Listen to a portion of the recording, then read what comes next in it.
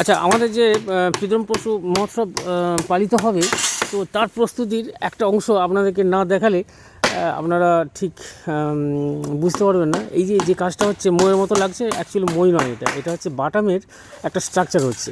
আমাদের যে এই যে স্ট্রাকচারটা দেখছেন, বাঁশের স্ট্রাকচারটা হয়ে গেল, তার নিচে দেখুন ওরা বাটাম দিয়ে সুন্দর করে করেছে। এটা হচ্ছে ইনসাইডটা এভাবে করবে, আর হচ্ছে আউটসাইডে একটা বড় কাজ থাকে বাটামের, সেই বাটামগুলোকে ওরা সেট করবে। সেট করার পর তারপরে তার উপর সাদা কাপড় এবং তার উপরে আপনার থার্মোকল।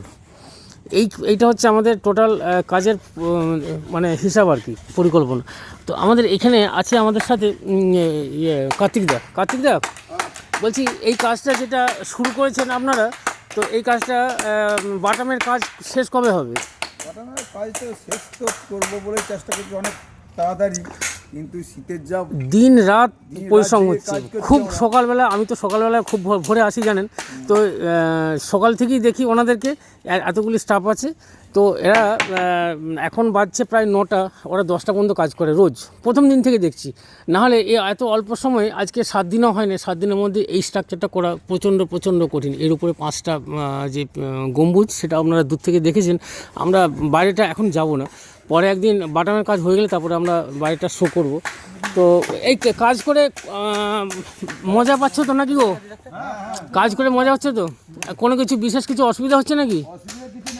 আচ্ছা, ঠিক আছে। এখানে কলেজ কর্তৃপক্ষ, স্কুলের কর্তৃপক্ষের সহযোগিতা পাচ্ছ তো?